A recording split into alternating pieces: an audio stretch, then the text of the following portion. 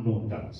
Okay, हम देखते हैं प्रेरितों की पत्री दूसरा अध्याय में हम आते हैं। लेट्स कम टू एक्ट्स, प्रेरितों की पत्री दूसरा अध्याय, उसका 1 से लेकर 4 वाक्य तक जरा पढ़ लें। जब पेंटिकोस का दिन आया तो वे सब एक जगह इकट्ठा थे। एकाएक आकाश से एक बड़ी आंधी की सी सनसनाहट का शब्द हुआ और उससे सारा घर जहाँ वे बैठे थे गूंज गया और उन्हें आग की सी जीभें फटती हुई दिखाई दी और उनमें से हर एक पर आ ठहरी। वे सब पवित्र आत्मा से भर गए और जिस प्रकार आत्मा ने उन्हें बोलने की सामर्थ दी वे अन्य अन्य भाषा बोलने लगे। ओके, अभी उसके साथ आप वाक्य 6 भी जरा पढ़ लेना। 5 और 6 पढ़ो, 5 और 6। यस। आकाश के नीचे की हर एक जाति में से भक्त यहूदी यरूशलेम में रह रहे थे। जब यह शब्द हुआ तो भीड़ लग गई और लोग घबरा गए, क्योंकि हर एक को यही सुनाई देता था कि ये मेरी ही भाषा में बोल रहे हैं। ओके, तो देखते हैं हम, ओके, पेंटेकोस्ट के दिन घटना घटी है। ओके, आपको पता है जैसा प्रभु यीशु मसीह स्वर्ग जाते समय अपने चेलों से कहा तुम पवित्र आत्मा के लिए इंतजार करना। ओके, पवित्र आत्मा के लिए तुम इंतजार करके ठहरे रहो कर यीशु मसीह ने उनको कहकर गया, कहा कि मैं जाकर पिता से पवित्र आत्मा तुम पर भेजूंगा। और हम देखते हैं पेंटेकोस्ट के दिन मरकुस के उस ऊपरी कमरे में 120 लोग प्रार्थना में टहल रहे थे। यीशु मसीह स्वर्ग चला गया। स्वर्ग जाने के बाद ओके 40वां दिन यीशु मसीह स्वर्ग गया और फिर पेंटेकोस्ट के लिए 10 दिन तक वो बैठ के प्रार्थना कर रहे थे। और पेंटेकोस्ट का दिन 50th डे है। उस 50वें दिन में जब प्रार्थना कर रहे थे तो बाइबल कहता है बहुत बड़ा एक शब्द जो है, आंधी जो है, उस घर में उतर कर आए और लपटी हुई जीभ हर एक के ऊपर आकर बैठे और वो लोग क्या करते हैं, अन्य भाषाएं बोलकर परमेश्वर को महिमा करने लगे। तो ऐसी क्या करते हैं, बड़े आवाज वहां से गूंजने लगा। तो वहां आवाज जब गूंजने लगा तो यरूशलेम में पेंटेकोस्ट के उस पर्व के आए हुए लोग जो है इस आवाज को सुनकर उन लोग भाग दौड़ कर इस घर के सामने आ पहुंचे। तो अंदर बहुत बड़ा शोर, लोग आराधना कर रहे, लोग प्रभु की स्तुति कर रहे, बहुत बड़ा शोर मच रहा है। तो उस शोर के बीच में बाहर खड़े हुए लोगों ने कहने लगा, अरे ये लोग तो गलीली हैं, ये गलीली के लोग हैं, लेकिन ये लोग हमारी भाषा कैसे बोल रहे हैं। आप अगर बाइबल पढ़ोगे कम से कम वहां पे ना एक कहते हैं 16 भाषा ओके बोलते हुए आपको दिखाएंगे। 16 लैंग्वेजेस का नाम वहां पर वर्णन है। तो वो लोग जो वहां खड़े थे वो लोगों ने कहने लगा, अरे ये तो हमारी भाषा बोल रहा है, ये तो मेरा है, मैं मिस्री हूं, I am from Egypt and they are speaking my language. किसी ने कहा मैं फिनोशिया से हूं, वहां के लैंग्वेज ये बोल रहे हैं। तो ये लोग जब भाषा बोल रहे थे तो इनको क्या हुआ, आश्चर्य हुआ।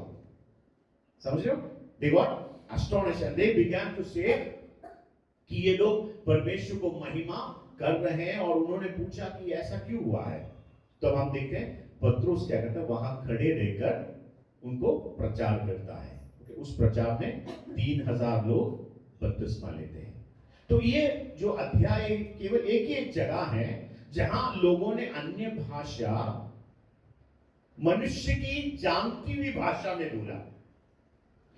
इसके बाद फिर और कहीं आप बाइबल में देखोगे नहीं कि किसी ने ऐसा भाषा बोला, अन्य भाषा, जिसको किसी ने समझा। तो एक ही जगह पर है। यहां पर प्रभु ने क्या किया, पवित्र आत्मा जब उतर कर आए, चमत्कार किया कि खड़े हुए लोगों को पता चले कि ये क्या बोल रहे हैं। नहीं तो कुछ लोग बोलने लगे, नहीं, अरे ये तो शराब पीकर बड़बड़ा रहे हैं, बक रहे हैं कुछ ना कुछ। तो किसी ने बोला, अरे नहीं बाबा, ये तो सुबह 9 बजे का समय है। अगर रात का समय होता तो ठीक है, अभी तो सुबह के समय कौन शराब पीकर बड़बड़ाएगा। तो यहां पर हम देखते हैं कि ऐसी भाषा, जो लैंग्वेज जो है, पवित्र आत्मा की अन्य भाषा बोले, जिसका पृथ्वी में कहीं ना कहीं भाषा बोलते हैं। You get my? Okay, that is known as known tongues. Now unknown tongues क्या है? अननोन टंग्स क्या है? देखो हमने पहली कोरिन्थी की पुस्तक में आए हम,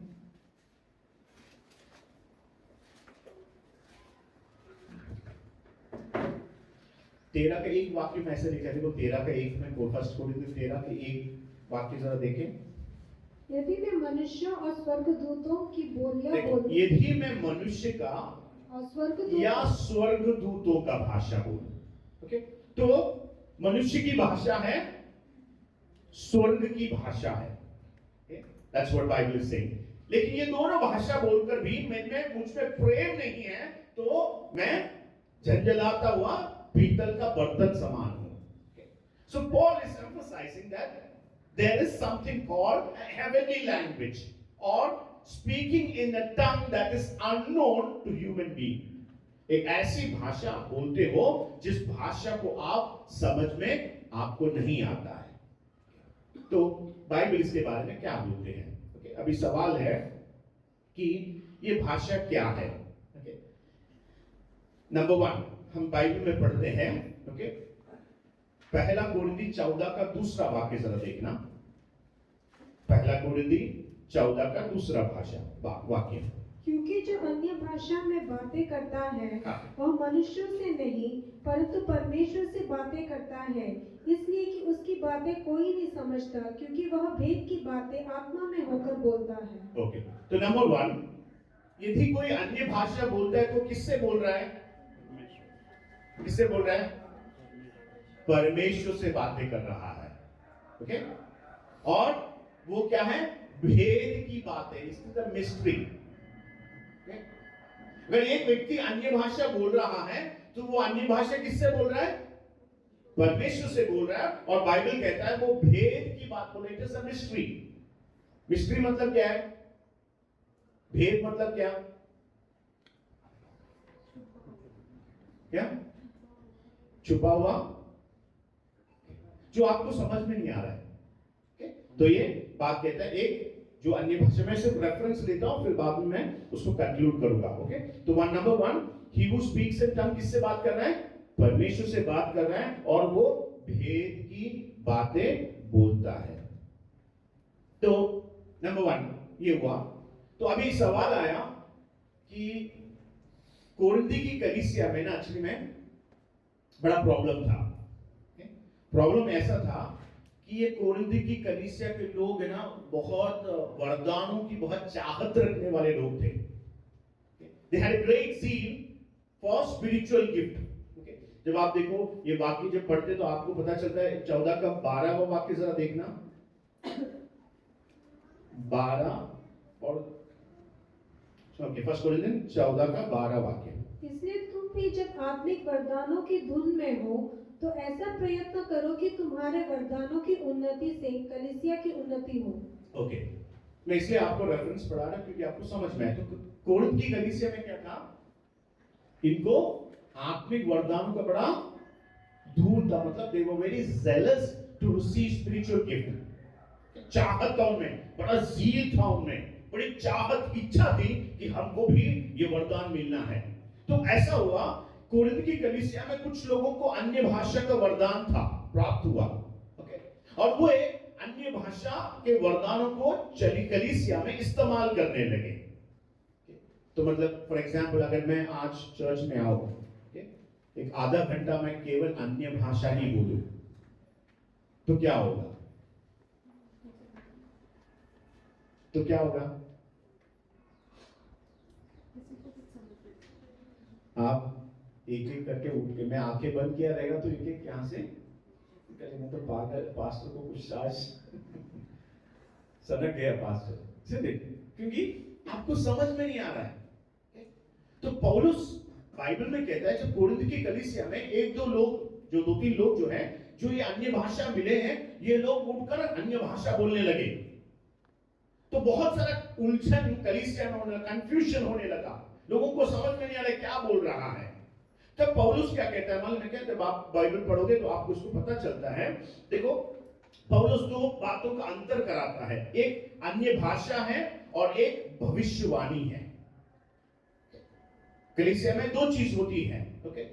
एक अन्य भाषा बोलते हैं, दूसरा भविष्यवाणी करती है। ओके, नाउ क्वेश्चन इज, अन्य भाषा किसके लिए है, किस लोगों के लिए है? अन्य जातियों के लिए। Very good. ओके, अब बाइबल में देखो उसके बारे में लिखा है,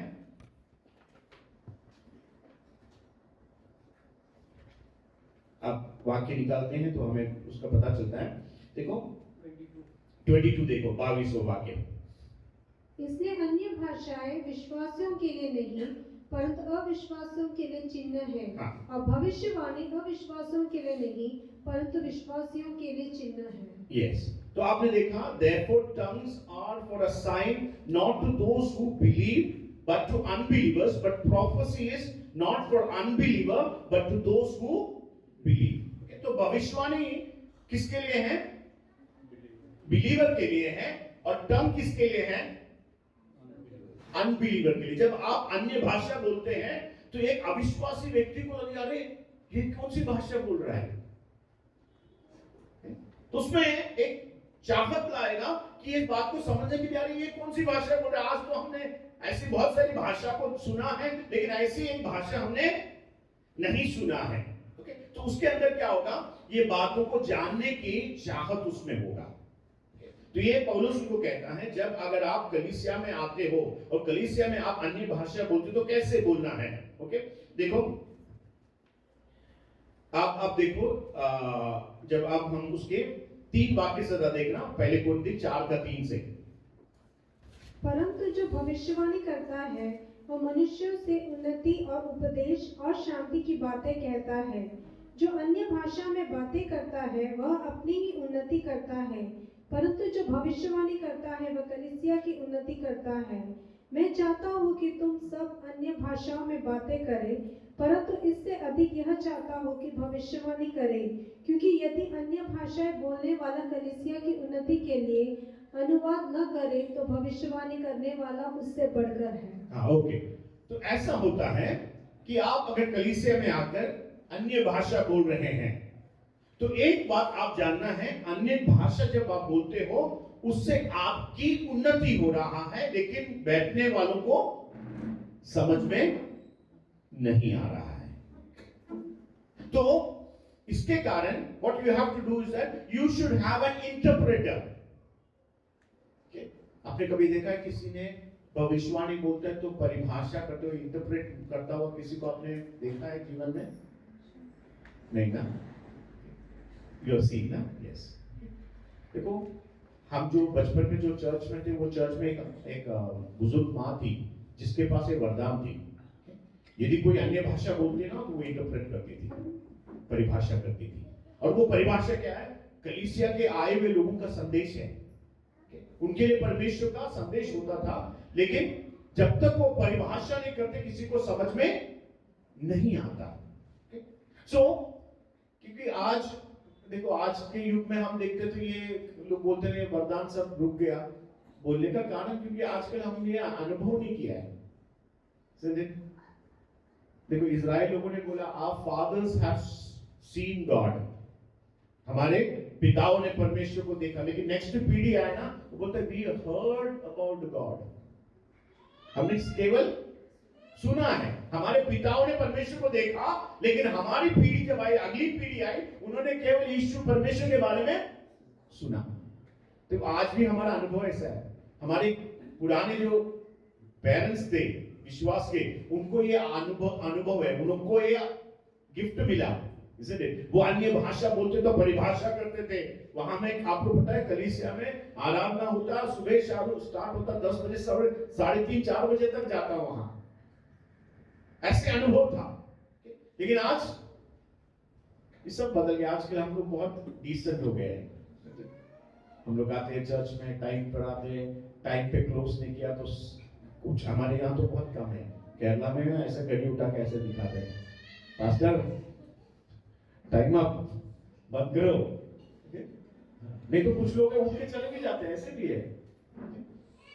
तो देखो, क्योंकि आज हम लोग के ना, आज हमारा दुर्भाग्य से हमको जीवन में सब कुछ है। पुराने जमाने में आप देखो, लोग विश्वास में इतने मजबूत क्यों थे? मुझे पता है मरगांव में एक माता जी को सांप ने काटा, लेकिन वो हॉस्पिटल नहीं गए। क्यों नहीं गए? जाने के लिए उनके पास पैसा नहीं था। वो माता जी चर्च में आए, कहा पास्टर मैं यहीं पे रहूंगी, यहां पे प्रार्थना करूंगी, मरे तो यहां पे मरूंगी मैं। तो क्या हुआ? सारी कलीसिया मिलकर उनके लिए प्रार्थना किया। आज भी मतलब अभी बहुत 8-10 साल पहले वो गुजर गए, लेकिन मरी नहीं। क्यों? क्योंकि उस जमाने में पैसा नहीं था, तो प्रभु पर ही हाथ रखना था। लेकिन आज क्या हुआ? आज हमको थोड़ा ठीक भी हुआ तो पहले हम हॉस्पिटल में भागेंगे। क्यों? क्योंकि हमारे पास उसका रिसोर्सेस है आज से। तो इसके कारण क्या हुआ कि आजकल हम इस वरदान को प्राप्त नहीं कर रहे, क्योंकि हमें चाहत नहीं है। हम जब मैं कह रहा हूं तो आप गलत ना सोचना कि मैं आपके बारे में कह रहा हूं, मैं भी इसमें इंक्लूडेड है, इंक्लूडिंग मी। हम सब में वो चाहत नहीं, क्योंकि हमारा जीवन चल रहा है, किसी बात की कमी नहीं है, प्रभु हमको चला रहा है, फिर क्यों ये वरदान की जरूरत? नहीं मेरे प्रियो, ये वरदान को हम चाहना है। ओके, इसके लिए हम प्रार्थना करना है। कई बार हम प्रार्थना करते हैं तो इवैल्यूएट योर प्रेयर। हम किसके लिए प्रार्थना करते हैं? कि प्रभु मेरे बच्चों को आशीष दे, मेरा परिवार को धन्य बना, इसलिए मुझे अच्छी काम दे, तंदुरुस्ती दे। इसलिए अधिकांश प्रार्थना हम इसमें सेंटर है। इसलिए है कि नहीं? मैं गलत बोल रहा हूं? हमें से कितने लोग आत्मिक वरदानों के लिए प्रार्थना किया? हमने में से कितने लोग कहा प्रभु मुझे अपनी पवित्र आत्मा दे? देखो आज हमने गाना गाया, we don't want blessing but we want you. प्रभु हमको आपकी आशीष नहीं चाहिए, लेकिन हमको आप चाहिए परमेश्वर। लेकिन आज ऐसा युग में आया जहां हमको प्रभु नहीं चाहिए, हमको परमेश्वर की आशीष चाहिए। हम यहां से पलटकर, हमें हाल संसार की आशीषों को छोड़कर प्रभु को हम चाहने वाला एक नजरिया हमारे जीवन में होना है। तो स्पिरिचुअल गिफ्ट जो है, ये परमेश्वर, बाइबल कहता है if there is somebody who speaks in tongues, अगर कोई अन्य भाषा बोलता है तो वो अन्य भाषा बोलने वाला, परिभाषा करने वाला भी व्यक्ति होना चाहिए। Now that's what Bible speaks about. Okay? अगर परिभाषा बोलने वाला व्यक्ति नहीं है तो क्या करना है? नहीं है तो क्या होगा? क्या करना है? बाइबल कहता है चुप बैठो। मतलब पौलुस कहता है ये अन्य भाषा से बोलने से अच्छा है ना, बुद्धि से तू क्या करना है? 2 बातें बोलो। ओके, देखो 2 प्रकार से हम प्रार्थना कर सकते हैं। There are 2 ways of praying. Okay, जब आप 15वां वाक्य जरा देखो 15वां वाक्य, 1 कोरिन्थियंस चैप्टर 14 वर्स 15। अतः क्या करना चाहिए? मैं आत्मा से भी प्रार्थना करूंगा और बुद्धि से भी प्रार्थना करूंगा। मैं आत्मा से गाऊंगा और बुद्धि से भी गाऊंगा। ओके, सो एक जो है, हम लोग जब अन्य भाषा बोलते हैं तो अन्य भाषा जो है आत्मा से बोलना है और आत्मा में प्रार्थना करना है। दूसरा जो है बुद्धि में प्रार्थना करना है। Are you able to get me? Okay, one is called, जब आप अन्य भाषा बोलकर प्रार्थना करते हो तो आप किस में प्रार्थना कर रहे हो? आत्मा में प्रार्थना कर रहे हो। लेकिन पौलुस कहता है मैं बुद्धि से भी प्रार्थना करता हूं और आत्मा में भी प्रार्थना कर सकता हूं।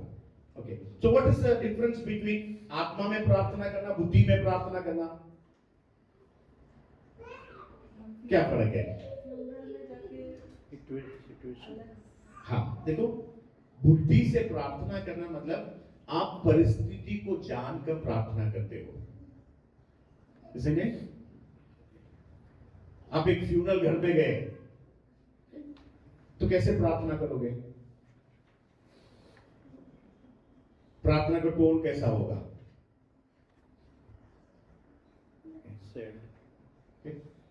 देखो उस परिस्थिति को समझ के हम करेंगे। एक बार मुझे कोई बता रहा था, नासिक में बहुत साल पहले की घटना है। कोई व्यक्ति गुजर गए तो कुछ कैरिस्मेटिक लोग वहां आए। वो फ्यूनरल सर्विस को एक्चुअली रिवाइवल मीटिंग बना दिया उन्होंने। उन्होंने उसने एक हाथ पकड़ा, कहा यीशु मसीह के नाम में उठ जाओ करके। वहां के लोग खड़े खड़े लोगों को लगे क्या लोग हैं, और अलग अलग जाति के लोग थे। उन्होंने माथे पे हाथ बुला ये क्या लोग हैं। तो देखो बुद्धि से मतलब क्या है, आप परिस्थिति को समझ के प्रार्थना करते हो। एक दुख के घर में है तो आप उसके अनुसार, वाक्य बाइबल में है उसके अनुसार सांत्वना की प्रार्थना करते हो। एक विवाह के घर में है तो विवाह के घर में किस प्रकार से प्रार्थना करना है वो आप बुद्धि से करते हो। इसे देखो जब हमारा कहते हैं जब कभी कभी ना कॉमन मीटिंग होता है, कन्वेंशन होता है, तो किसी को बोलते हैं चलो प्रार्थना करो। तो जब प्रार्थना करते हैं तो वहां आप इंटरसेसरी प्रेयर नहीं कर रहे हैं कि आप शॉर्ट एंड स्वीट प्रेयर कर रहे हैं। नहीं तो हम पूरा यहां से नासिक से निकला, फिर हम सीधा घूम फिर गए, पूरा दुबई गए, अमेरिका गए और वापस लैंड किया, 2.5 घंटा चला गया प्रार्थना नहीं। तो जब हम क्या कहते हैं परिस्थिति को जानते हैं, हाँ व्हेन आप एक क्या कहते हैं फ्राइडे प्रेयर को आ रहे, इंटरसेसरी प्रेयर को आ रहे, तो हम प्रार्थना के लिए तो प्रार्थना को प्रथमता देते हैं। तो बाइबल कहता है जब भी आप आओगे बुद्धि से भी प्रार्थना कर सकते हो और आत्मा में भी प्रार्थना कर सकते हो। So that is two is there. बुद्धि से प्रार्थना कर सकते हैं, आत्मा में प्रार्थना कर सकते हैं। तो अब ये सवाल है जब हम अन्य भाषा में बोलते हैं, अन्य भाषा प्रार्थना करते हैं, that is called praying in spirit. Okay, यूदा की पुस्तक आप जब पढ़ोगे, ओके, उसका 1 का 20 और 21 वाक्य जरा देखना। जूड चैप्टर 1 वर्स 20 and 21। यूदा की पुस्तक 1 का 20 और 21 वाक्य। पर हे प्रिय, तुम अपने अति पवित्र विश्वास में उन्नति करते हुए और पवित्र आत्मा में प्रार्थना करते हुए अपने आप को परमेश्वर के प्रेम में बनाए रखो और अनंत जीवन के लिए हमारे प्रभु यीशु मसीह की दया की बाट जोते रहो। ओके, तो पवित्र आत्मा में प्रार्थना करना बाइबल कहता है। बाइबल में एफिसियों की पत्री में भी कहता है प्रे इन द स्पिरिट। तो आत्मा में प्रार्थना करना अर्थ क्या है? जैसे पौलुस ने बताया अन्य भाषा जो बोलकर जब प्रार्थना करते हैं that's called pray in the spirit. जब एक व्यक्ति अन्य भाषा में प्रार्थना करते हैं, जिसको प्रभु ने वरदान दिया है वो अन्य भाषा में प्रार्थना करते हैं, तो Bible calls it praying in the spirit. Now what is the benefit of praying in the spirit? अन्य भाषा में प्रार्थना करने का क्या कहते हैं बेनिफिट क्या है? What is the benefit? ना कुछ बेनिफिट्स मैं आपके साथ शेयर करता हूं। Number 1, okay, what is the one benefit? You can pray without boundaries. बिना सीमाओं की आप प्रार्थना कर सकते हैं। फॉर एग्जाम्पल, अब मैं यहां खड़े रहकर मैं प्रार्थना करता हूं तो मुझे बहुत कुछ सोचना है। फॉर एग्जाम्पल, आपको पता है कभी कभी बोलता हूं अंत में हम इनके लिए प्रार्थना करेंगे, तो किसी लोगों ने गवाही दिया और हम प्रार्थना करते हैं, तो सच में कहता हूं मेरे को कभी कभी बहुत दिक्कत होती है, मुझे नाम किसी का रिकॉल करने के लिए बहुत मुश्किल होता है। सच बोलूं तो मैं कभी किसी का नाम भूल जाता हूं। आपको कोई है किसी को ऐसा प्रॉब्लम? कभी कभी बहुत फैमिलियर नाम होगा लेकिन रिकॉल नहीं होता है, तो कभी कभी बहुत स्ट्रगल करना पड़ता है कि किसी को प्रार्थना करते समय बहुत ध्यान के सोच के प्रार्थना करना पड़ता है। अगर कभी कोई डर लगता है किसी का नाम छूट जाए तो लगेगा पास्टर आपने सबके लिए प्रार्थना किया लेकिन मेरा नाम लेकर आपने प्रार्थना नहीं किया, वो नाराज हो जाएंगे। ऐसा नहीं है प्रियो, यहाँ पे प्रार्थना नहीं किया तो भी घर पे आपके लिए प्रार्थना करते हैं। तो कभी कभी आपका नाम किसी ने भूल गया लेना, तो इसका मतलब उनसे नाराज नहीं होना है, ह्यूमन। तो जब मैं भाषा में प्रार्थना करता हूँ मुझे बहुत कुछ सोचना पड़ता है। अरे उनका नाम क्या है, उसका नाम क्या है, वो कौन सा विषय बोला था, ये क्या विषय बोला था प्रार्थना करने के लिए, इसलिए स्ट्रगल होता है हमें। लेकिन जब अन्य भाषा में जब आप प्रार्थना करते हैं यू आर फ्री। मतलब आप अपनी कार ऐसे हाईवे में चला रहा जहां कोई स्पीड का लिमिटेशंस नहीं है, कुछ भी आपको सोचने की जरूरत नहीं, आप परमेश्वर से बोल रहे हैं और आत्मा में आप you are praying in the spirit. Okay, so what happens when you pray in the spirit? Your mind is free. Paul says I can pray through mind, I can pray also through spirit। मतलब क्या होता है, जब अन्य भाषा में जब आप प्रार्थना करते हैं, you can pray without boundaries, सीमा छोड़कर आप प्रार्थना कर सकते हो। क्यों मालूम है? जब हम प्रार्थना करते हैं, ओके, अभी फॉर एग्जांपल मैं एक विषय के लिए प्रार्थना करता हूं, प्रभु डैनी की पढ़ाई के लिए, तो मैं प्रार्थना, परमेश्वर डैनी की पढ़ाई में सहायता करना, कल उसका साइंस का पेपर है, साइंस के पेपर में सहायता करना, 2-3 बार बोलूंगा तो उसका प्रार्थना उतना ही, उससे आगे क्या करूंगा मैं? प्रार्थना क्या बोलूंगा? समझ रहे हो? लेकिन जब अन्य भाषा बोलते तो बाउंड्री नहीं है, विषय का बाउंड्री नहीं है, आप घंटे घंटे बैठकर परमेश्वर के साथ प्रार्थना कर सकते हो। घंटे घंटे आप प्रार्थना करते हैं तो वो आपकी क्या बोलते हैं, आत्मिक उन्नति का कारण बनता है। बिकॉज जो आत्मा में प्रार्थना कर रहे हो, किससे प्रार्थना कर रहा है, किससे बोल रहा है? परमेश्वर से बोलता है, जिसको कोई नहीं जानता। सो नंबर 1 क्या कहता है? It helps you to pray without boundary. अगर आपको प्रार्थना करना है, घंटे घंटे बैठ के प्रभु की उपस्थिति में बैठना है, then you should pray and say God give me this gift, मुझे परमेश्वर ये वरदान दे दे कि मैं आपकी उपस्थिति में घंटे घंटे बैठ के प्रार्थना करूं। और वो क्या होगा? प्रार्थना करेंगे तो आपका स्पिरिचुअल क्या होगा? एडिफिकेशन होगा, आपकी आत्मिक जीवन का उन्नति होगा। देखो, स्पिरिचुअल एडिफिकेशन मतलब क्या है? What is spiritual edification? अर्थ क्या है?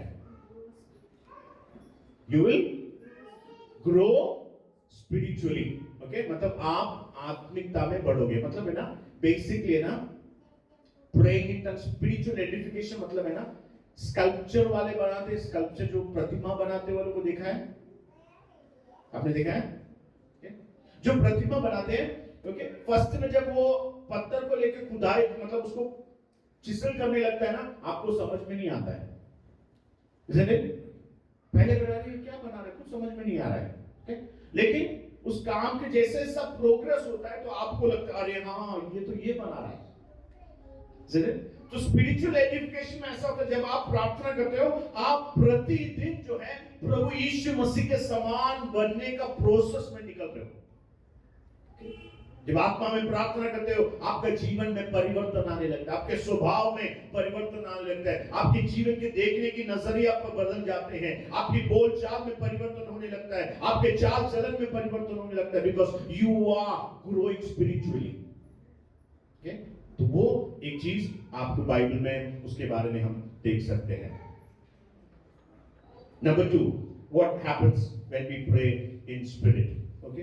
रोमियो की पत्री 8वां अध्याय उसका 26 से लेकर 27 वाक्य जरा देखना। Romans chapter 8 verse 26 to 27।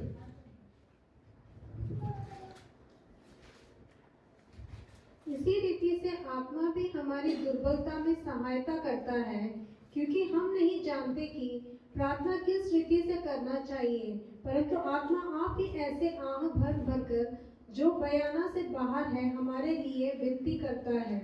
और मनों को जांचने वाला जानता है कि आत्मा की मनसा क्या है, क्योंकि वह पवित्र लोगों के लिए परमेश्वर की इच्छा के अनुसार विनती करता है। Okay, number 2, what happens is, जब आत्मा में प्रार्थना करते हो तो आपको क्या करता है, वो आपकी कमजोरी में भी बलवंत प्रार्थना के लिए बल मिलता है। देखो, आप प्रार्थना, कभी कभी ऐसा होता है जीवन में प्रार्थना करने का मूड नहीं है, बाइबल पढ़ने का इच्छा नहीं है, ऐसा हुआ है? होता है कि नहीं? कभी कभी ऐसा लगता है नहीं प्रार्थना का मन नहीं लग रहा है, आज बाइबल पढ़ने का मूड नहीं है, तो कभी कभी लगता है ऐसा क्यों हो रहा है, okay? क्या जीवन में क्या हो रहा है मेरे साथ ना? तो देखो, मसीह जीवन में ना एक बात को याद रखना है, मसीह जीवन हमेशा हाईवे नहीं रहेगा, कभी कभी नीचे भी आता है। अपने हार्ट मॉनिटर करता हुआ मिशन को देखा है, उसका ग्राफ कैसे जाता है, ऊपर नीचे ऊपर नीचे, अगर फ्लैट हो गया तो मसीह जीवन में आप कितने भी सामर्थ्य व्यक्ति हो ना कभी आप कमजोर होंगे, ऐसा कभी नहीं सोचना कि हाँ मैं स्पिरिचुअल आदमी तो हमेशा मैं दमदार रहूंगा, नहीं। कभी कभी कितना भी दमदार व्यक्ति हो, कभी ना कभी नीचे की जमीन पर आएगा, ठीक है नहीं? हर एक के जीवन में होता है। कभी कभी आप आत्मा में बहुत आनंदित है, कभी कभी डाउन भी है। एलिया को देखो, एक समय पर उसने कहा आग स्वर्ग से उतरने दो, उतरा। लेकिन कुछ घंटे के पहले बाद वो कहता है परमेश्वर मुझे जीना नहीं है, मेरा प्राण को तू ले ले। एक जगह हाई हुआ ग्राफ, लेकिन एक जगह ग्राफ नीचे गिरा। लेकिन जब नीचे भी आपका ग्राफ जाता है तो एक बात याद रखना, वहां परमेश्वर आपको छोड़ता नहीं है, वहां भी प्रभु का हाथ आपको थामता है। जीवन के आपकी दुर्बलताओं में, जीवन के आपके निराश के पल में, जीवन के अकेलेपन में भी कभी परमेश्वर आपको छोड़कर नहीं जाता है, वहां भी प्रभु का उपस्थिति आपको थामे रहेगा। तो कभी कभी क्या होता है, हमें प्रार्थना करने का मन नहीं लगता है। जब उस घड़ी में जब आप अन्य भाषा बोलकर प्रार्थना करोगे ना, क्या करेगा वो? आपको प्रार्थना की वीकनेस, उस कमजोरी से उभरने के लिए अनुग्रह देता है। That's the second thing. One, helps us to pray without boundary. Second, number two, it helps us to pray in our weakness. 28, 11 and 12.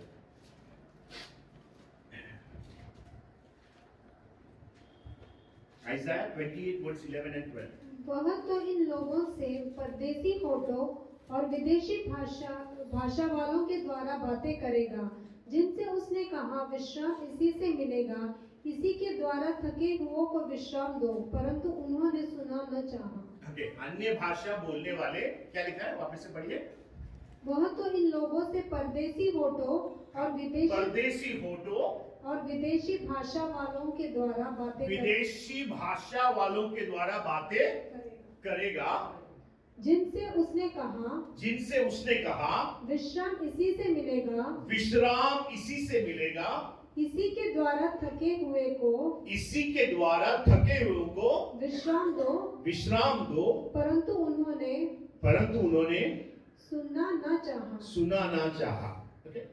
तो जब आप देखते हैं स्पिरिचुअली, आप जब देखते हैं इस भाषा के द्वारा, जब आप प्रे करते हो अन्य भाषा में, जब प्रार्थना करते हो, it brings refreshment to your life. आपके जीवन में एक नया ताजगी को लेकर आता है। आपने देखा है कभी कभी आपने प्रार्थना किया, ओके, तो उस दिन थोड़ा सा ऐसा लगता है ना, सुपरमैन है आज, ऐसा लगता है। आपने प्रार्थना के परमेश्वर के साथ आपका एनकाउंटर हुआ, बाइबल पढ़ा, आत्मा में प्रार्थना किया, तो उस दिन ऐसा आपको लगता है ना, आज हम चार्ज्ड अप। ऐसा हुआ है ना? तो कभी कभी प्रार्थना नहीं किया तो बहुत डाउन लगता है ना। देखो कभी कभी एक संडे को आप चर्च नहीं आए, ओके, तो कैसा लगेगा आपको? सच बताओ मुझे। डाउन, हाँ, वीकनेस, ऐसा ही है। हाँ चलो आज तो बग मार दिया, आज तो मैंने, फर्स्ट डे जब चर्च नहीं आ पाते किसी कारण, तो आपको लगता है कुछ तो मिसिंग है, ऐसा लगता है ना। लेकिन बार बार होने के बाद फिर वो आदत लग जाता है, isn't it? तो मैं कहने का मतलब है, स्पिरिचुअल चीज में जब हम आत्मा में प्रार्थना करते हैं तो वो क्या करता है, हमको एक नया ताजगी देता है, एक नया बल देता है, एक नया उमंग क्या है, ये प्रार्थना के द्वारा हमें प्राप्त होता है। इसलिए what we should do is we should all long to pray in the spirit. Okay, अन्य भाषा में प्रार्थना करने का चाहत आप में होना है। अगर अन्य भाषा में आप प्रार्थना करेंगे, number one, you can pray without boundaries, बिना सीमा का, बिना क्या कहते हैं, कोई क्या कहते हैं रिस्ट्रिक्शन के, आप परमेश्वर के साथ घंटे घंटे आप प्रार्थना कर सकते हैं। नंबर टू, आमीन, हालेलुया, वो आपको कमजोरी में, आपकी दुर्बलता में प्रार्थना के लिए वो आपको मदद करेगा। तीसरा, वो आपको एक नया ताजगी देगा। It will refresh your spirit when you pray in the time. तो ये चीजें हमको प्राप्त होना है। तो देखो पौलुस एक्चुअली में, कि पौलुस को ये गिफ्ट था क्या? था? Paulus, did Paul used to pray in tongues? Did Paul used to speak in tongues? पौलुस करता था? पौलुस के वरदान मिला था क्या? नहीं ना? क्या पता पास उसको मिला था कि नहीं, लेकिन बाइबल में पढ़ते तो आपको पता चलता है. ओके, देखो फर्स्ट कोरिंथियंस चैप्टर 14 वर्स 18. पहला कोरिंथी 14 का 18 वाक्य देखो. I thank my God I speak with tongues more than you all. हाँ, क्या कहता है पौलुस? मैं अपने परमेश्वर का धन्यवाद करता हूँ कि मैं तुम सबसे अधिक अन्य भाषाओं में बोलता हूँ. ओके, तो पौलुस क्या करता था? अन्य भाषा बोलता था. किससे? पौलुस कहता है कोरिन्थियों से, कहता है तुम लोगों से अधिक मैं अन्य भाषा बोलता हूँ. ओके, तो पौलुस को ये वरदान था. इसलिए पौलुस कहता है यदि किसी को ऐसे वरदान हो उनको कभी रोकना नहीं. देखिए उसका 14 का 39 जरा वाक्य देख लें. लास्ट 14 फर्स्ट कोरिन्थियंस 14 का 39. अतः हे भाइयों, भविष्यवाणी करने की धुन में रहो और अन्य भाषा बोलने से मना न करो. Okay, for next word. पर सारी बातें शालीनता और व्यवस्थित रूप से ही किया जाए. हाँ, तो आप सारी चीजें डिसेंटली एंड ऑर्डरली होना है. ओके, जब आप अकेले में प्रार्थना कर रहे हो you speak in terms, no problem. Interpreter नहीं है, कोई बात नहीं है. घंटे घंटे आप प्रार्थना करो. ओके? लेकिन जब आप चर्च में आते हो तो चर्च में ओके, जब आप अन्य भाषा बोलते हैं, अगर मैं यहां खड़े रहकर 15 मिनट अन्य भाषा बोलूं तो मुझे इंटरप्रेटर चाहिए. मेरे पास इंटरप्रिटेशन नहीं है कोई यहां पर, तो मैं अन्य भाषा बंद कर कर बुद्धि से कुछ बातें बोलूं कि यहां आने वालों को समझ में आए. लेकिन आपको परमेश्वर ने ये वरदान दिया है, तो ये वरदान से आपको क्या मिलेगा? आप सीमा छोड़कर प्रार्थना कर पाओगे. घंटे घंटे आप प्रार्थना करोगे, जिसके द्वारा आपकी आत्मिक उन्नति का कारण बनेगा. दूसरा, आपके कमजोरी में, दुर्बलता में आप इस प्रार्थना कर पाओगे. जब आपको कमजोर लगता है आप अन्य भाषा में प्रार्थना करके देखो. कभी कभी मेरा अनुभव हुआ है, जब मैं आत्मिक जीवन में कमजोर लगा, मैं निराश में गया, मैं गाड़ी चलाते समय हो, बैठते समय हो, अन्य भाषा में प्रार्थना किया, प्रभु का अनुग्रह मैंने महसूस किया. दूसरा, आपको रिफ्रेश करता है, ताजगी लाता है. आपकी आत्मा को एक नया रिफ्रेशमेंट करने वाला एक अनुभव है अन्य भाषा में प्रार्थना करने का एक अनुग्रह. तो आज सुबह अगर आपको ये वरदान दिया है तो ये वरदान को आप निश्चय आपकी आत्मिक उन्नति के लिए इस्तेमाल करना है. यदि किसी को नहीं है तो प्रार्थना करना है, प्रभु Lord give me this gift, परमेश्वर मुझे वरदान दे. नहीं, अगर और कोई वरदान प्रभु ने आपको दिया है तो वो वरदान आप इस्तेमाल करें. शायद वो भविष्यवाणी होगा, शायद आपको आत्मा को परखने का वरदान होगा, बुद्धि की ज्ञान होगा. ये सारी वरदान परमेश्वर ने आपको दिया है, लेकिन वो वरदान में पहचानने के लिए. ओके, आज मैं आइडेंटिफाई करना है what is the gift that I have. मेरा क्या वरदान है. यहां ऐसे कोई व्यक्ति नहीं है जिसको परमेश्वर ने वरदान नहीं दिया है. यहां कोई ऐसा व्यक्ति है जिसने आज तक अपना वरदान को आइडेंटिफाई नहीं किया. कोई है? पास तो आज तक मुझे समझ में नहीं आया मेरा वरदान क्या है. Is anybody like that? यहां बैठे आप सबको अपना वरदान पता है ना? पता है कि नहीं? हाँ?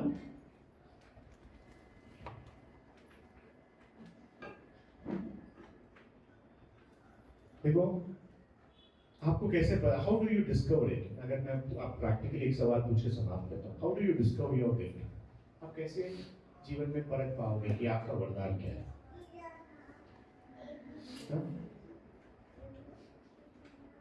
बोलिए ना मुझे प्लीज, आप कैसे आइडेंटिफाई करोगे.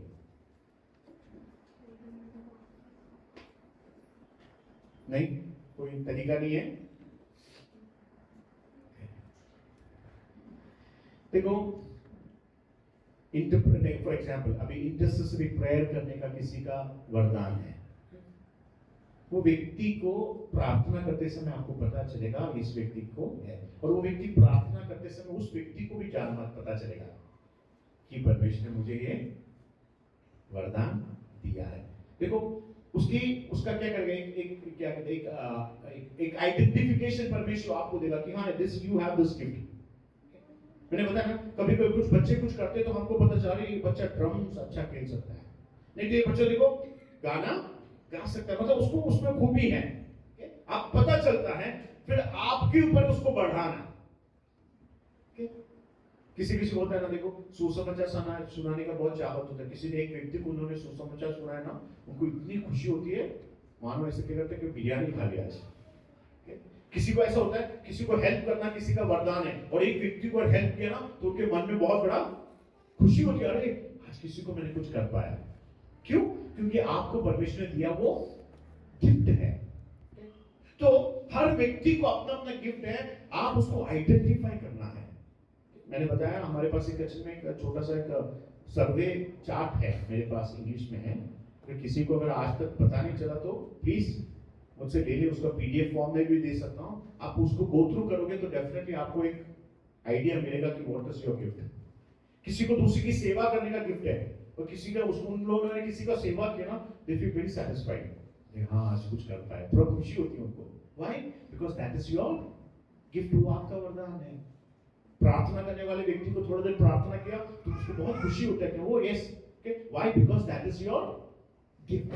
तो आपका गिफ्ट क्या है, इस बात को आप जानकर उस गिफ्ट में आप बढ़ना है, और वो परमेश्वर की कलीसिया की आत्मिक उन्नति के लिए आप उस गिफ्ट को यूज करना है। Okay, with closing I want to give you time, अगर किसी को सवाल पूछना है, पास्टर आपने अभी तक जो सिखाया ये मेरा सवाल है, you can ask, I will not feel offended. Okay, Sunday service है, कभी कभी हम बाइबल स्टडी करते हैं तो सवाल पूछने का, अगर आपको कुछ भी चीज जो आज अभी मैं आपने सीखा आपको समझ में नहीं आया, बस ये बात मुझे समझ में नहीं आया, आप सवाल पूछ सकते हैं। Is there anything like that? किसी को पूछना है, don't feel offended, feel free.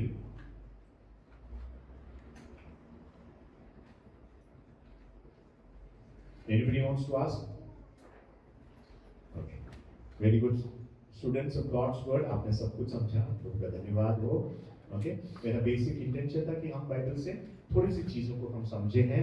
प्रभु आप हम सबको सहायता करें, आत्मा में बढ़ने के लिए प्रभु हमें अनुग्रह दे। I will request Sunday school children to come forward for the memory verses and God bless you. प्रभु आपको आशीष दे।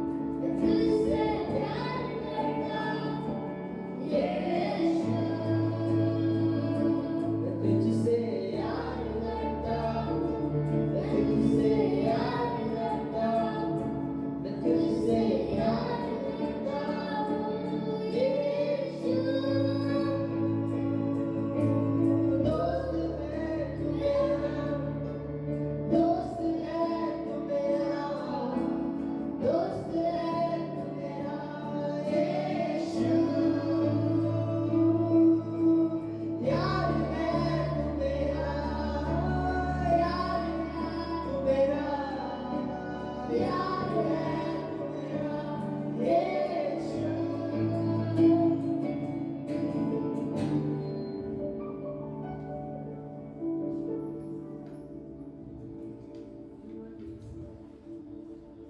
not be deceived. Do not be deceived. Evil company corrupts good habits.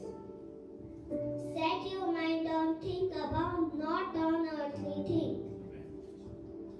A wise child brings joy to a father. A foolish child brings grief to a mother. Don't worry about anything. Pray about everything. Amen.